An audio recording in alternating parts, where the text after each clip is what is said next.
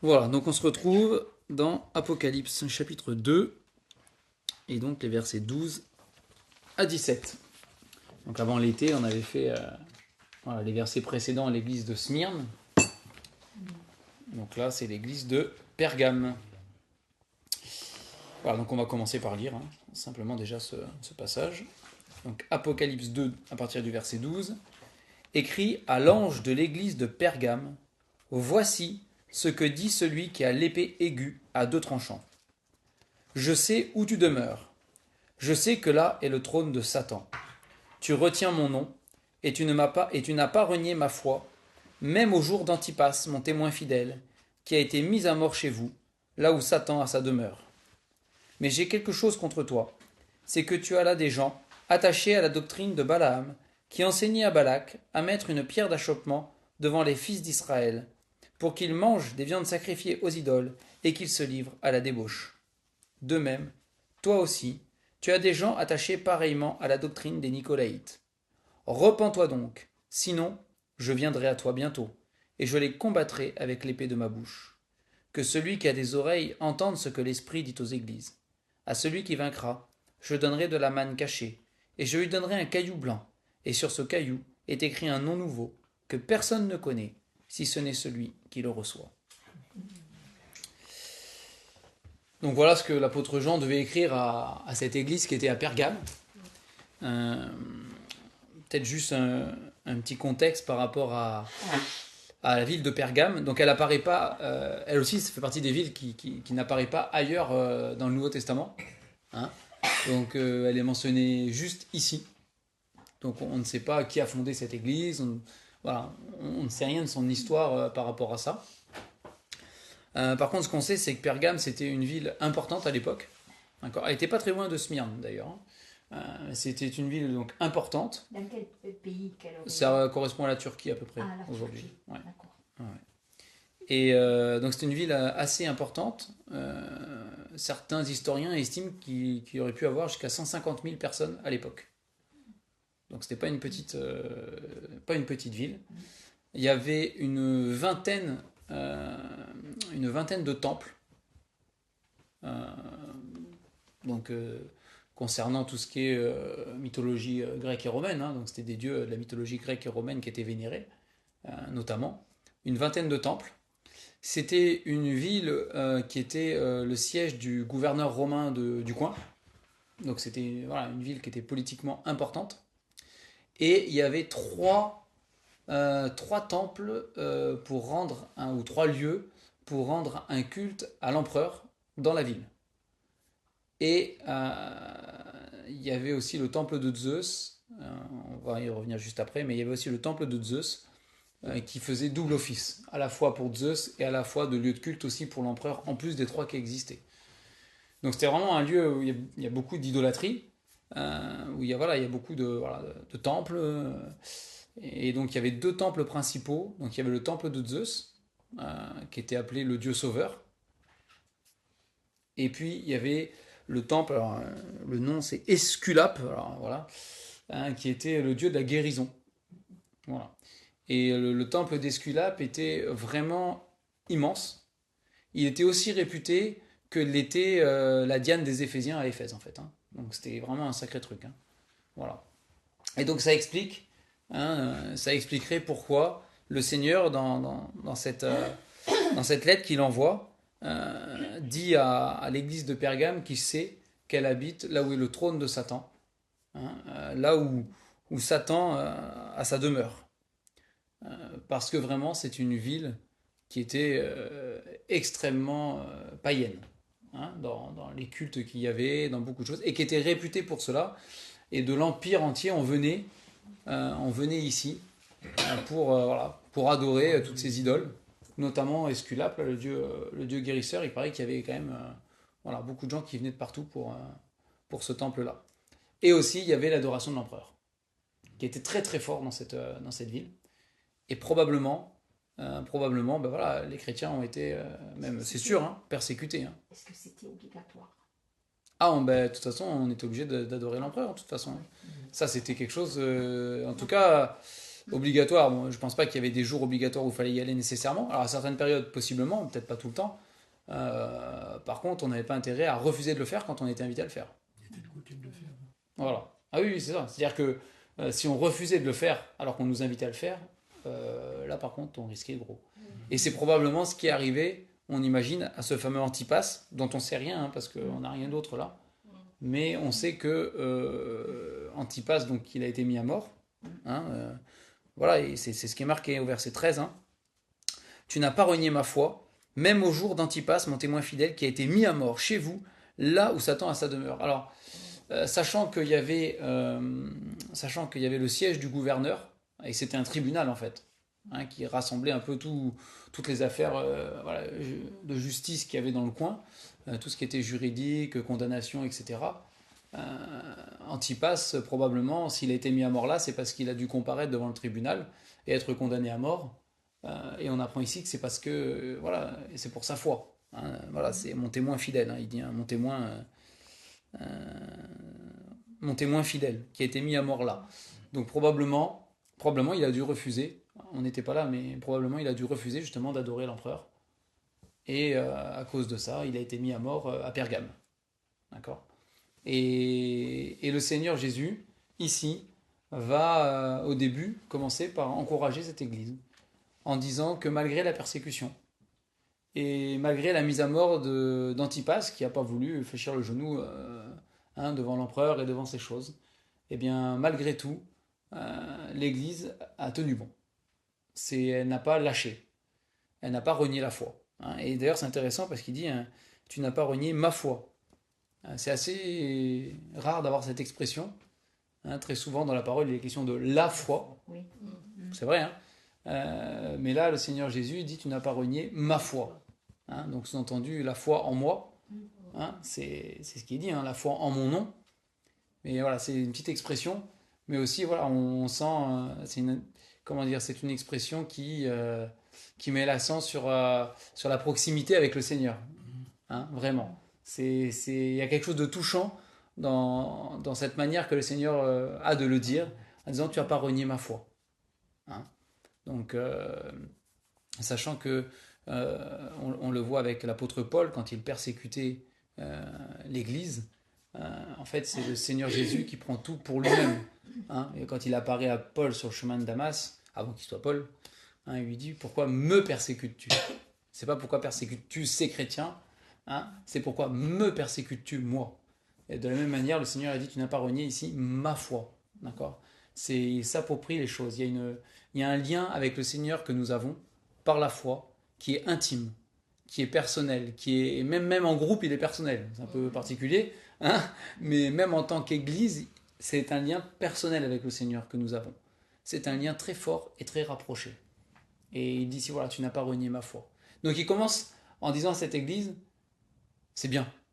Je suis fier de toi, je suis fier de ce que tu as pu tenir bon malgré tout. Et même quand on a mis à mort mon témoin fidèle au milieu de toi, là, ça t'a pas découragé, ça t'a pas dispersé, tu n'as pas abandonné, tu es resté fidèle. Et ça, c'est quelque chose que le Seigneur relève ici, hein, et qui est encourageant pour cette Église. Et c'est comme ça qu'il commence ici. Mais au verset 14, à partir du verset 14 et 15, il dit quand même qu'il y a un souci. Il y a un souci dans cette Église. Alors, il ne dit pas que toute l'Église a un problème. C'est pas ce qu'il dit. Mais il dit que parmi l'Église, parmi les personnes qu'il y avait dans l'Église, certaines personnes ne marchaient pas comme il le faut. D'accord ? Hein, donc c'est ce qu'il dit, mais j'ai quelque chose contre toi, c'est que tu as là des gens, donc encore une fois, c'est pas tout le monde, mais il y a des gens qui font partie de l'Église, d'accord ? Et qui sont attachés, alors il est dit attachés à la doctrine de Balaam, qui enseignait à Balak de mettre une pierre d'achoppement devant les fils d'Israël pour qu'ils mangent des viandes sacrifiées aux idoles et qu'ils se livrent à la débauche. Alors, si vous vous rappelez l'histoire de Balaam, c'est une sacrée histoire. Parce que il y en a eu des gens pas tout à fait comme il faut, mais notre ami Balaam, quand même, il en tient une couche. Hein ? Donc Balaam est appelé voilà, par Balak, hein, pour maudire le peuple d'Israël. Balaam consulte l'Éternel, qui lui fait comprendre qu'il ne peut pas maudire le peuple d'Israël. Mais comme il lui est promis quelques richesses, et pas qu'un petit peu, il espère quand même que Dieu va changer d'avis de jour en jour, et il va reconsulter l'Éternel plusieurs fois, jusqu'au moment où Dieu lui dit vas-y, qu'il enfourche son ânesse, hein, qu'il se met en chemin. Il y a l'épisode où l'ânesse parle, etc., parce qu'il y a l'ange de l'Éternel, ou un ange qui est là, en tout cas avec une épée, pour le tuer, etc. Finalement, il passe, mais il doit dire que ce que Dieu dit. Et puis Balaam se retrouve aux côtés de Balak, au sommet de la montagne, avec le peuple d'Israël en bas, et il doit maudire, sauf que il sait bien qu'il ne peut pas maudire. Alors il le dit à Balak, de toute façon je pourrais dire que ce que Dieu me dit, alors j'ai pas le choix, mais bon je vais le faire. Et puis il se retrouve à bénir le peuple d'Israël, parce que Dieu ne permet pas qu'il puisse le maudire. Et c'est là que le cœur de Balaam, on va dire, est révélé pour de vrai, et qu'il connaissait, finalement. Hein, quand même, il connaissait assez bien, finalement, la relation entre Israël et Dieu, puisqu'il va dire à Balak, écoute, on ne peut rien faire comme ça, mais il y a une solution. Il y a une solution. Si on veut que Dieu lui-même maudisse le peuple d'Israël, parce que nous, on ne peut pas le faire. Il n'y a que Dieu qui peut le faire, et la solution, c'est que le peuple d'Israël pêche.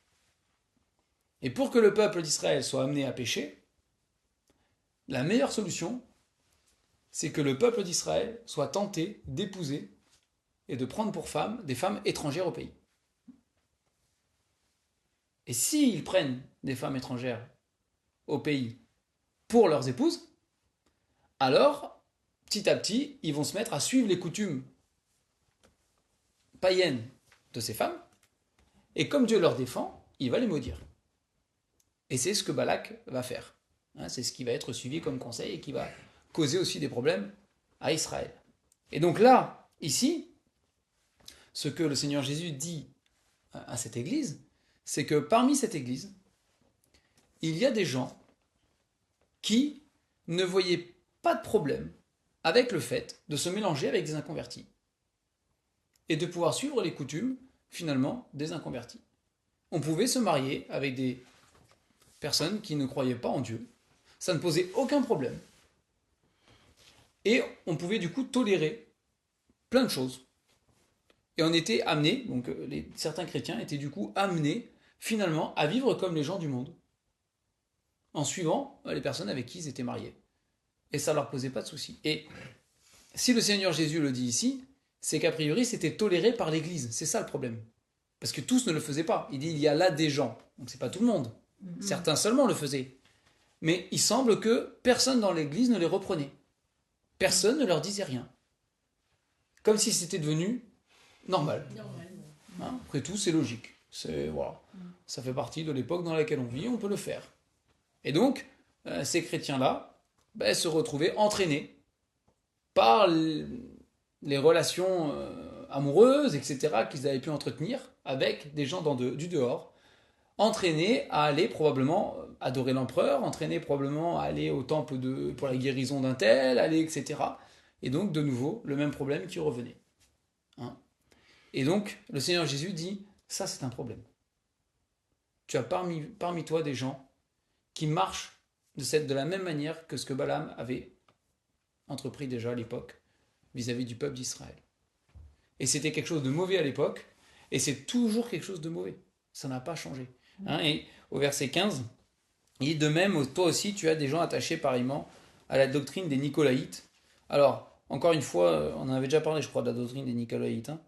On n'est pas très renseigné là-dessus, d'accord. On n'a pas beaucoup de... La Bible en tout cas, la Bible, elle, ne donne pas de détails là-dessus, d'accord.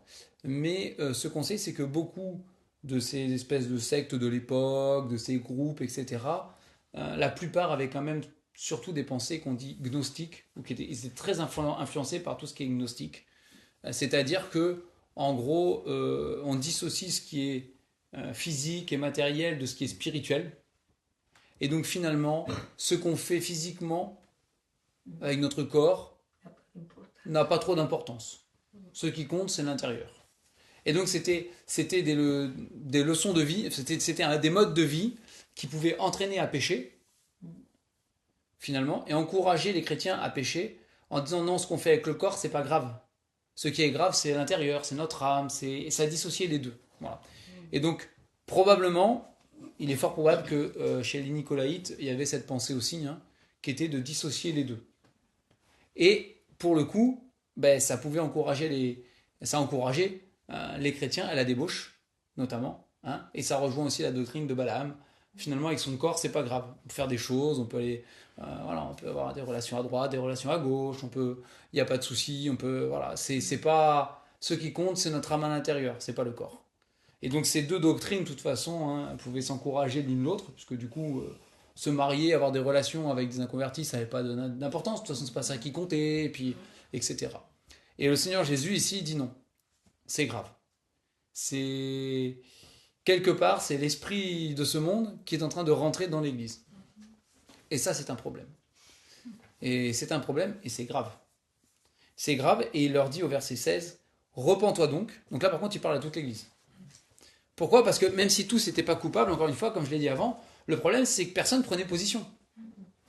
Et là, ça n'allait pas.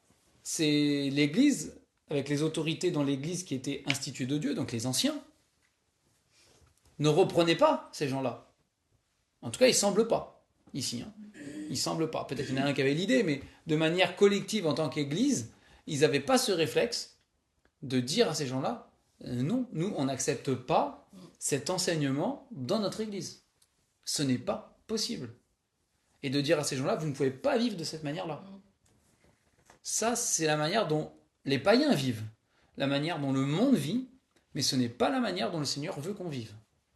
Et c'est quelque chose sur lequel on doit être très vigilant, parce que à toute époque, il ne s'agit pas que de l'époque de Pergame, hein, à toute époque, le monde, et c'est Satan qui veut ça comme ça, le monde cherche par tous les moyens à s'infiltrer dans l'Église, à rentrer dans les églises, et à empoisonner l'Église, à la corrompre. Et ça a toujours été, et ça le sera toujours. C'est le challenge de toutes les générations. Ça a toujours été, et ça le sera. Et ça continuera de l'être. Et plus le monde dans lequel on vit, plus la société dans laquelle on vit marche loin de Dieu, et plus la pression sur les églises sera grande.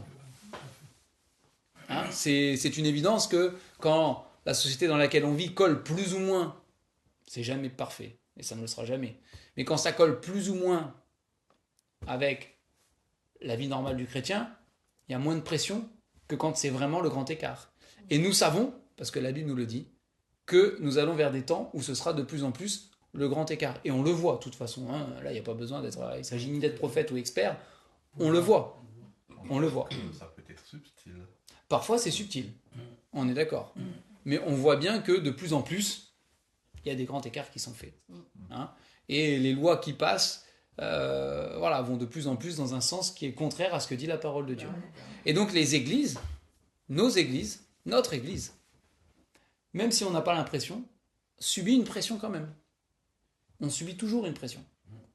Et si nous qui sommes, on va dire, plus anciens dans la foi, plus affermis, plus âgés, on la sent, mais ça va, il faut penser que les générations qui arrivent, des plus jeunes parmi nos églises, ont la pression double par rapport à nous. Parce que encore, dans notre génération à nous, on a certains repères qui étaient encore posés, qui étaient là, et sur des vis-à-vis qu'on peut avoir, en tout cas de nos générations, ça passe encore.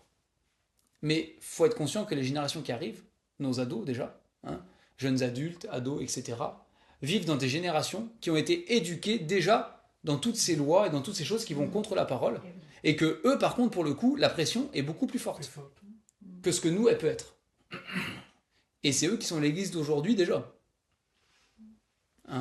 Et donc, c'est important de veiller à ce que cette pression ne fasse pas céder nos églises.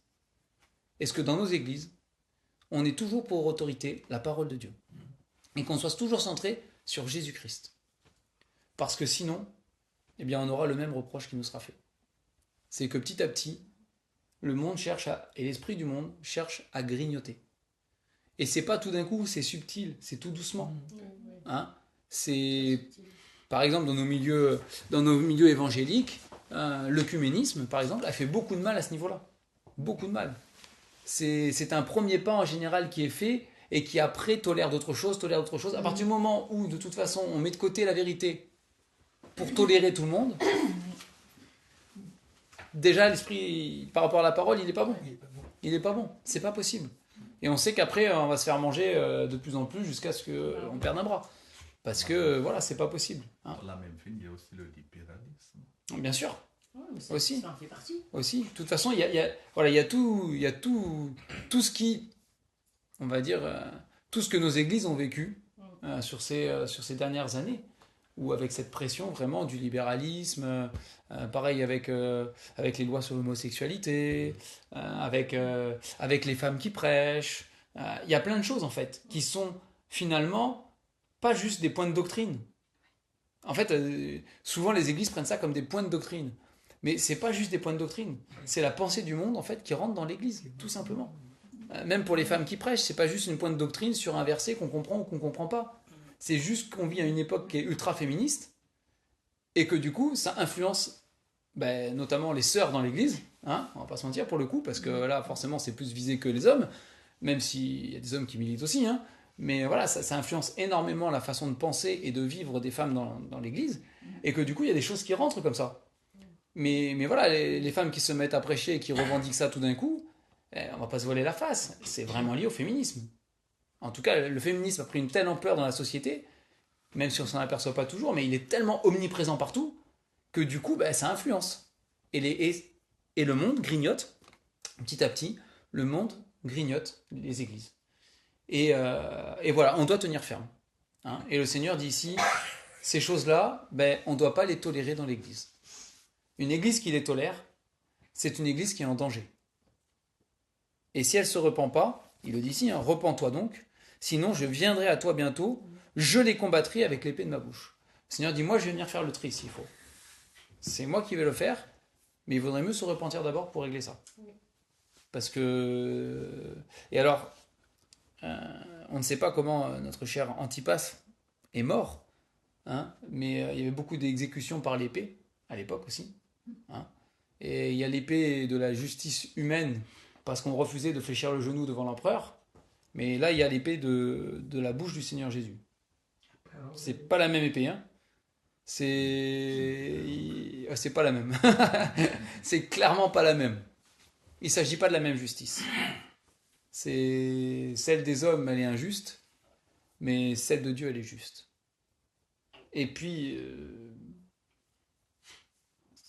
ça reste le Dieu de sainteté aussi qui parle dans ces choses-là. Et donc il dit à cette église, repens-toi. Regarde comment tu vis, regarde ce que tu tolères, regarde au milieu de toi ce qui se passe. Et les choses qui vont pas, repens-toi. Repens-toi parce qu'il y a un jour où moi, Jésus-Christ, je vais demander aux églises de rendre des comptes pour ce qu'elles auront toléré ou pas, ce qu'elles auront laissé faire ou pas. Et on le voit dans l'épître aux Corinthiens, par exemple. Alors c'est à travers la bouche de l'apôtre Paul que ça s'exprime pour le coup, mais l'épître aux Corinthes, Paul le dit, mais vous tolérez des choses au milieu de vous, ce n'est pas possible. Hein, il tolérait des choses. Et encore une fois, c'est tout le monde à l'église de Corinthe n'était pas dans le péché. C'est pas ce qu'il leur dit, l'apôtre Paul, quand il leur écrit. Ils ne sont pas tous en train de vivre dans le péché. Par contre, il y avait des personnes au milieu de l'église qui vivaient complètement dans le péché, et personne ne leur disait rien. Ça posait des problèmes à personne. C'était normal. C'était... Tout va bien. Tout va bien. Sur ce sujet-là, une petite aparté. Ouais. Je me posais souvent cette question parce qu'il y a deux églises, pour ne pas les citer, une église à Noisy-le-Grand et une à Meaux, à Meaux précisément, où la femme du pasteur se revendique d'être pasteur et elle prêche régulièrement. Ouais. Et ça m'interrogeait. Alors il y a beaucoup d'églises maintenant comme ça. Ça m'interrogeait à même titre que l'église de Noisy-le-Grand. Tu la vois Noisy-le-Grand ou... Non, mais je veux dire, ce dont tu parles, ça me dit quelque chose. Elle prêchait au nom de son mari. Oui, tout à fait. Je me posais des questions, je dis, mais on va là. Alors, ça, c'est quelque chose qui... En fait, il y a énormément d'églises, notamment des églises protestantes, aujourd'hui, qui qui tolèrent ça. J'avoue que pour avoir déjà eu plusieurs discussions dessus, j'arrive pas à comprendre comment la parole pour moi est tellement claire là-dessus, parce que Paul le dit en Timothée. Hein. Eux, ils disent que il faut vivre. En gros, de toute façon, c'est toujours pareil. Il faut vivre avec son époque. Voilà. C'est-à-dire que c'est toujours l'argument anti-biblique, pas biblique, pour tolérer des choses. Et ça, c'est un problème. Il faut vivre avec son temps, il faut vivre avec son époque, les choses évoluent, les choses changent. Mais la Bible reste la Bible. Mais la Bible ne change pas. La Bible reste la Bible. La Bible reste la Bible. Et donc c'est quelque chose qui est... c'est quelque chose... Moi, j'arrive pas à comprendre, en fait. Mais... j'arrive pas à comprendre. Je sais d'où ça vient, parce que clairement, ça vient du féminisme. Il n'y a pas de discussion. Maintenant, j'arrive pas à comprendre par rapport à la Bible comment on peut. Pour moi, c'est pas possible. C'est des arguments très vraiment compliqués. Oui, non, mais justement, ça tient pas. Il y a pas de. Je veux dire, voilà, c'est quelque chose qui vraiment. Mais encore une fois, c'est vraiment. Mais en fait, dans leur argumentaire et dans la manière dont ils l'expriment, ils l'avouent eux-mêmes en fait. C'est la pensée du monde. C'est pour coller au monde d'aujourd'hui. Sauf que si on veut coller au monde d'aujourd'hui, il n'y a pas que ça qu'on fait, il y a plein de choses. Hein. Mais du coup, c'est plus une église. Parce que l'église n'est pas là pour coller au monde d'aujourd'hui. Elle est là pour montrer au monde d'aujourd'hui comment vit Jésus-Christ. On n'est pas là pour l'inverse. Donc voilà. Après, encore une fois, comme je dis souvent, ça ne veut pas dire que les femmes ne sont pas capables de le faire. Et probablement même mieux que les hommes pour certaines femmes, c'est pas un problème. Mais c'est juste que c'est pas ce que Dieu demande. C'est tout. C'est juste parce que Dieu le dit. C'est pas une question de capacité, c'est pas une question de ces choses-là. Ça n'a rien à voir avec tout ça. C'est juste pour respecter l'ordre que Dieu a donné. Mais moi je trouve que voilà, encore une fois, c'est quelque chose qui pourrait rentrer ici, hein, dans le sens où si on tolère et qu'on dit rien dans l'assemblée, ben ça va pas en fait, on est aussi coupable de tolérer des choses qui viennent du monde dans l'église. Et de dire ça, non, ça c'est la pensée du monde, c'est la manière dont le monde fonctionne aujourd'hui, mais c'est pas comme ça que la parole veut qu'on marche. Et donc, c'est sûr qu'il se passe plein de choses dans plein d'églises, hein. Ça c'est sûr. Et c'est pas pour rien, on en parlait hier encore, hein. C'est pas pour rien que les visiteurs qui passent par notre église ont tous le même discours derrière, de dire on est vraiment content de trouver une église où on parle que de Jésus et que de la Bible. Voilà. Et encore une fois, c'est le constat qu'on avait hier, c'est de se dire en fait c'est triste parce que ça veut dire que malheureusement c'est pas le cas souvent ailleurs quand ils visitent des églises. Donc c'est triste d'un côté, et d'un autre côté c'est encourageant pour nous à continuer, mais justement c'est parce que on veut faire en sorte, même si on n'est pas parfait, mais on veut faire en sorte que le monde, l'esprit du monde ne rentre pas dans l'église et ne vienne pas grignoter l'église. Et justement pour cette église de Pergame, c'est ce que le Seigneur il dit là, sachant que c'était, alors peut-être par rapport à d'autres églises de l'époque, c'était particulièrement dur pour cette église de Pergame par rapport à là où elle était située, avec tout ce qui se passait dans cette ville, tout ce qu'il y avait autour, toute l'idolâtrie, tous les temples, le culte à l'empereur, le gouverneur qui était là, enfin voilà, c'était une des villes principales de l'Empire. C'était pas la bourgade perdue là où il y avait 3 paysans. Et dans les villes les plus importantes, c'est vrai que c'est plus dur. On est plus exposé à des choses, on est plus sollicité, il y a plus de pression.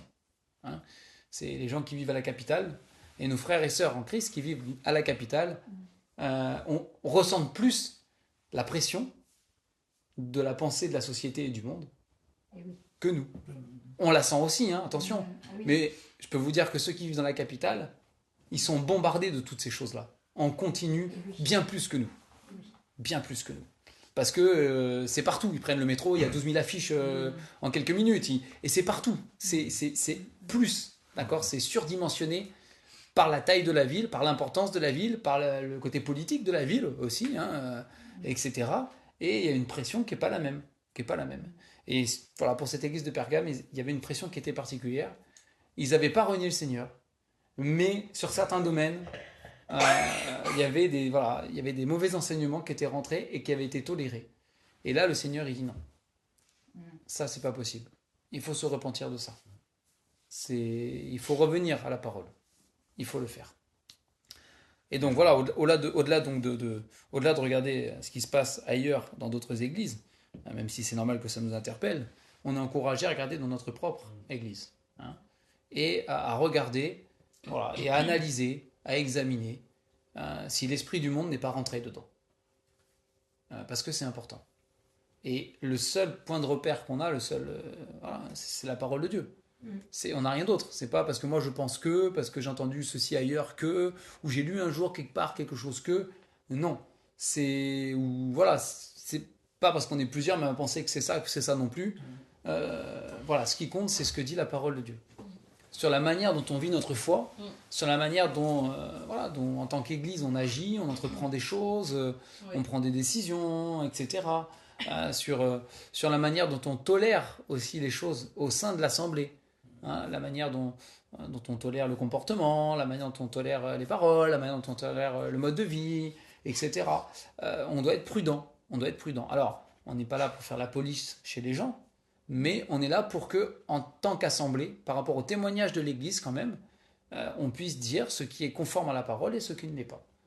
Et de dire, voilà, ça c'est ce que la Bible approuve, et nous on va dans ce sens-là, et ça c'est ce que la Bible désapprouve, et nous on ne peut pas aller dans le sens où ce que la Bible désapprouve. D'accord ? Donc c'est une prise de position. Et s'il y a des choses qui sont ouvertement enseignées même dans l'Église, parce que là c'était le cas quand même, il y a une question de doctrine quand même, donc ça veut dire qu'il y a quand même un enseignement derrière. S'il y a des choses qui sont ouvertement enseignées dans l'Église par certaines personnes, et qui sont contraires à la manière dont Dieu veut qu'on marche, là l'Église doit le dénoncer, et doit le dire. Et doit se dissocier de ça, et dire ça, c'est pas possible. Pas parmi nous. Ailleurs vous faites ce que vous voulez. C'est votre problème. Mais au milieu de nous, on ne tolère pas ces choses-là. Parce que c'est pas ce que dit la parole de Dieu. D'accord ? Et effectivement, voilà, c'est pas toujours évident. C'est pas toujours simple. Si on reprend l'exemple de Balaam, par exemple, le mariage avec les inconvertis, ça c'est quelque chose qui est récurrent. C'est un problème qui se pose tous les quelques années. Au sein de l'Église, au sein des églises, ça c'est quelque chose qui est récurrent. Et c'est quelque chose où on doit prendre position. On ne peut pas dire simplement chacun fait comme il veut. On est tolérant, nous on accepte tout le monde. Oui, on accepte tout le monde, parce que l'évangile est pour tout le monde, c'est pas la question. Mais l'Église doit continuer à prendre position, même si ce sera de plus en plus mal vu. Ça c'est clair. Parce qu'on sera de plus en plus taxé d'intolérants, de fanatiques, de moyenâgeux, ou je ne sais quoi. Hein. Mais on doit continuer de génération en génération, on doit continuer à garder position et à prendre position en disant on ne peut pas approuver, on ne peut pas se réjouir de ça. Humainement, on peut avoir des idées, on peut avoir des sentiments, on peut avoir des pensées, humainement parlant. Mais selon la parole de Dieu, on ne peut pas dire on approuve. On ne peut pas donner une bénédiction dessus, on ne peut pas, c'est pas possible. C'est pas de la même manière qu'on le ferait pour deux chrétiens qui se marient et qui décident de marcher ensemble pour le Seigneur. On peut pas faire d'amalgame à ce niveau-là. Donc ça, c'est aussi quelque chose que, en tant qu'Église, il faut qu'on se garde, hein, d'autant que c'est quand même quelque chose de très récurrent. Ça, c'est sûr. Et voilà, encore une fois, c'est pas évident. Et c'est peut-être parce que c'est pas évident que à cette époque, à Pergame, ils avaient un peu... peut-être qu'au début, quelques-uns ont dit quelque chose, et puis comme c'était compliqué, que ça passait pas bien, etc., peut-être, on sait pas, on n'est pas là, hein, mais on n'était pas là, mais peut-être que du coup, ils ont lâché l'affaire à un moment donné.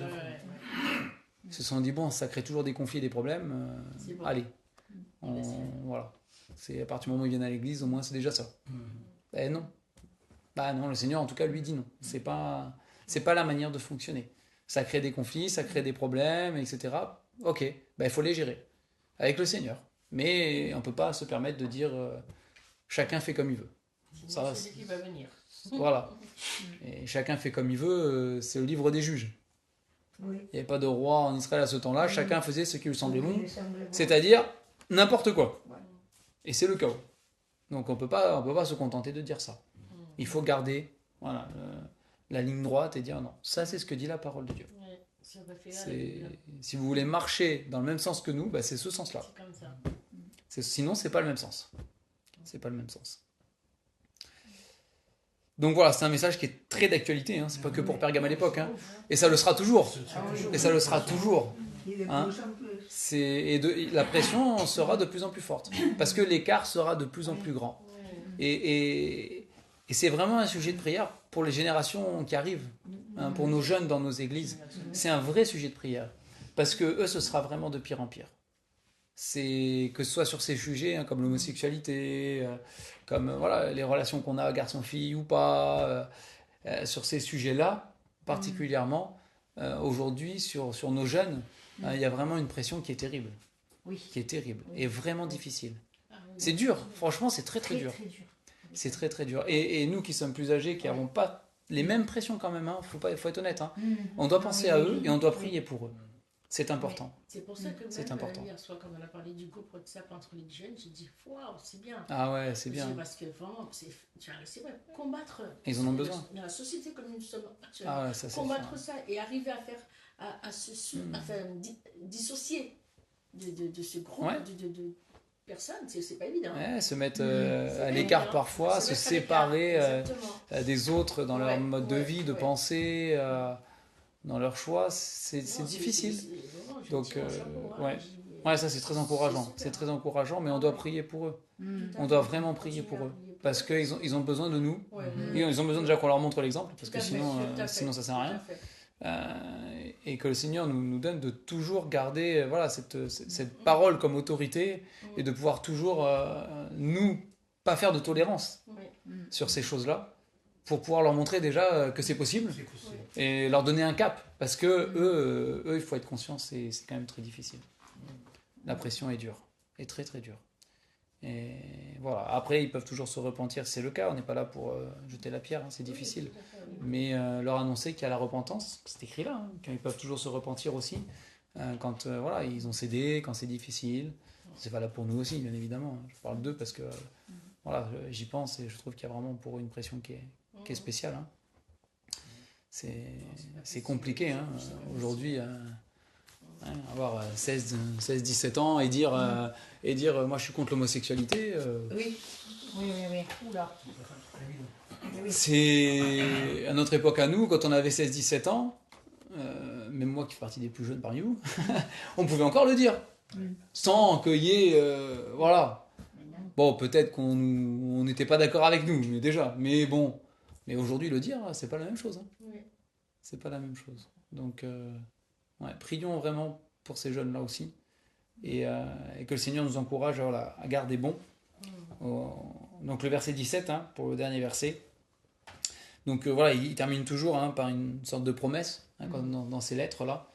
Et ici, donc, il dit donc, que celui qui a des oreilles entende, hein, donc c'est à bon entendeur, salut. Hein, et à celui qui vaincra, donc c'est possible de vaincre avec le Seigneur Jésus. Par lui, nous sommes plus que vainqueurs. Plus que vainqueur. Hein, nous sommes plus que vainqueurs par celui qui nous a aimés. À celui qui vaincra, je donnerai de la manne cachée. Donc encore une fois, bon, la manne cachée, elle est cachée. D'accord ? Bon, il y avait la manne du désert. Oui, mais Pour ceux du monde. bah, pour nous, on ne sait pas trop encore exactement ce dont il parle. C'est la manne cachée. Je sais pas, oui, mais il dit qu'il est. Il C'est de disait la dans nourriture, les hein. fragiles de joie qu'il est le frais pain de fille en. Oui, en ce qu'on fait. lui, il est la manne qui vient d'en haut. Oui, du coup, j'imagine qu'il parle de lui-même, non? Peut-être. Peut-être. C'est une possibilité, oui, on est d'accord, c'est une possibilité. Après, c'est pareil, après un caillou blanc avec un nom nouveau que personne ne connaît, c'est pareil, on ne le sait pas encore, quoi. Ouais. Tu vois, il y a aussi des choses qui sont... Imaginez tout. Il y a des choses cachées quand même, il y a des choses cachées. Oui, Mais- on le connaîtra, on Ah bah, le connaîtra à ce moment-là- quand on sera là. À ce moment-là, on le saura. Voilà, Voilà. Y persona que celui-là qui le reçoit. Voilà. Ah ben là, en tout cas, voilà, c'est ce qui est marqué là. Bah oui. Hein, que personne ne connaît si ce n'est celui qui le reçoit. Donc voilà, c'est quelque chose qui est personnel là pour le coup. Ouais. Et c'est vrai qu'il s'adresse à une église, mais là il parle personnellement. Là, il parle personnellement. Hein, l'église est composée d'individus, Ouais. c'est de personnes. Hein, voilà, il y a des choses qui sont personnelles aussi. Donc bon, je pense qu'il y a une part de choses qu'on ne sait pas encore, hein, effectivement, hein, Bah oui. qu'on découvrira à ce moment-là. Mais en tout cas, c'est voilà, et dans toutes ces épîtres, enfin ces petites épîtres, ce sont des petites épîtres qu'il écrit aux églises là. Il y a toujours cette promesse à la fin pour celui qui va vaincre, pour celui qui va tenir bon, pour celui qui va persévérer, celui qui va triompher. Hein. Et voilà, le Seigneur dit, s'il dit vaincre, c'est qu'il y a un combat. Ouais. D'accord? C'est celui qui vaincra. Ça nécessite un combat. Et ici, particulièrement pour l'église de Pergame, et c'est le cas pour nous aussi, de toute manière, on est un peu dans toutes ces églises, hein, il y a un combat contre la pensée du monde. C'est qu'elle ne rentre pas dans notre propre vie et qu'elle ne rentre pas dans nos églises. Ça, c'est important. Hein. C'est quelque chose de fort. Après, c'est traduit par celui qui vaincra, mais quand je regarde le grec, Ouais. je dis que ça ne se traduit pas forcément par celui qui vaincra. Ça, c'est le grec. Hein. Bon, bah, le cas est datif, du coup, ça ne nous dit pas grand-chose. Mais je veux dire, ça pourrait tout aussi bien vouloir dire celui qui est en train de vaincre. Celui qui est en train de vaincre. Enfin, il me semble, hein, si je ne dis pas de bêtises. Bah peut-être, hein, je t'avoue, j'ai pas vérifié ça. De toute, Je vais regarder ce que j'ai là, attends. Attends. Ma page s'est tournée. Je suis pas au bon endroit. Tu y vois, au moins. Oui, oui, ça va. Tu vas le placer. Avec les lunettes, ça va. De la lumière. Ah non, moi ça va. Hein. Non. Alors attends, Apocalypse 2, 17. Il est où? Alors, celui qui vaincra. Ah, c'est quand même... c'est Nikao le terme. oui, c'est le verbe. Ouais. Et la manière dont il est conjugué. Donc on est quand même... Ouais. Ça veut dire dompter. On peut traduire par dompter. Vaincre, triompher ou surmonter. Ouais. Et toi, tu veux dire que c'est pas forcément dans le futur? Au futur, peut-être D'accord. que c'est Je sais pas, ça, il ne me marque pas là. Je l'ai pas. au présent progressif, comme disent les anciens. Ah, d'accord. Bon, donc ça noterait une idée de persévérance Oui. qui dure quoi. Oui. Ouais. Celui qui reste dans la victoire aussi. Enfin, qui surmonte au quotidien. Ouais. De toute façon, c'est ce qu'on est encouragé à faire. Hein. Dompter, ouais. Le mot est fort, dompter. Hein. C'est pas tout à fait le même sens. Hein. Vaincre et dompter. On dompte un lion, un lion sauvage. Oui, après, bon, ils disent ça, mais le verbe grec qui veut dire à proprement parler dompter, c'est tamatso. Oui, mais c'est parce que ça peut se traduire. Ça peut C'est se toujours pareil. traduire par dompter, c'est plutôt. Bah, disons Le que sens premier, disons que c'est vaincre. Ah oui, tout à fait. Ouais. C'est la ville de Nice. Ça vient de là, la ville de Nice. Ah oui, ça veut dire victoire. Vaincre, victoire. Ouais. Ah ouais. C'est Nikao en grec. On en apprend. Hein. On en apprend. Bah là, c'est nous qui sommes censés vaincre en tout cas. Donc encore une fois, voilà, ça nécessite un combat de chaque jour, du coup, qui dure de génération en génération pour l'Église. Et pour nous, bah, pour le temps que nous on est là. C'est comme ça. Hein. Mais voilà, on doit, encore une fois, hein, dans l'idée de vaincre, et surtout dans l'idée en plus de vaincre dès à présent jusqu'au bout, il y a l'idée d'être actif. Hein. On ne remporte pas une victoire en étant passif. Ça, c'est impossible. C'est faire un sitting et s'asseoir, on a perdu. Hein. Là, ça marche pas. Là, ça marche pas. Il s'agit d'être actif. Et actif pour le Seigneur. Et ça veut dire, là, dans ce contexte aussi, prendre des positions quand il le faut. Malgré tout. C'est dans notre propre vie, dans nos familles, parfois. Et en tant qu'Église aussi, nous sommes appelés à le faire. À toutes les échelles, à tous les niveaux. Hein. Alors, les prises de position doivent se faire dans l'amour. Oui, elles doivent se faire dans l'amour. Mais elles doivent se faire quand même. Et c'est pas parce qu'on les fait dans l'amour que ce sera pris avec amour en face. C'est rarement le cas. Mais bon, nous sommes appelés quand même à prendre position. Ça, c'est dit la parole de Dieu. Hein. Et c'est important. Et puis un jour, voilà, on recevra ce fameux caillou blanc du Seigneur avec le nom nouveau écrit dessus. Ça, chacun saura pour soi-même. C'est le mystère d'en haut qui nous sera révélé au temps voulu par le Seigneur. Hein, par le Seigneur. Mais en tout cas, C'est, on voit aussi dans cette église, hein, comme dans cette lettre à cette église, comme dans toutes les autres lettres, on voit que le Seigneur Jésus est présent. Il est avec les églises. C'est dans toutes ces églises, hein, il leur parle personnellement, il leur donne des indications, il les encourage, parfois il les reprend, mais il est là, en fait. Il est présent. Il est présent. Et il suit. Hein, il suit ce qui se passe. Il n'est pas du haut des cieux, déconnecté de la vie de notre église, etc. Non, ce n'est pas vrai. Il est présent dans notre église, il est présent dans ces églises, et il agit, il intervient, il note, il s'inquiète de ce qui se passe, il a un intérêt pour les choses. Voilà, c'est important aussi de savoir que le Seigneur a le regard sur toutes ces choses. Et ça se termine toujours par un encouragement. Un encouragement. Toujours. Toujours. Una promessa. Toujours. Toujours la promesse à la fin. Toujours. Toujours. Parce que le but, c'est justement qu'on puisse vaincre, qu'on puisse triompher. Hein, et Il voilà. a promis, je suis avec vous tous les jours jusqu'à la fin du monde. Exactement. Il est toujours avec nous. C'est ça. Il nous aide à la barque. Tout à fait. Tout à fait. Amen. Voilà pour ces versets. Je vais arrêter l'enregistrement là. On peut toujours échanger, mais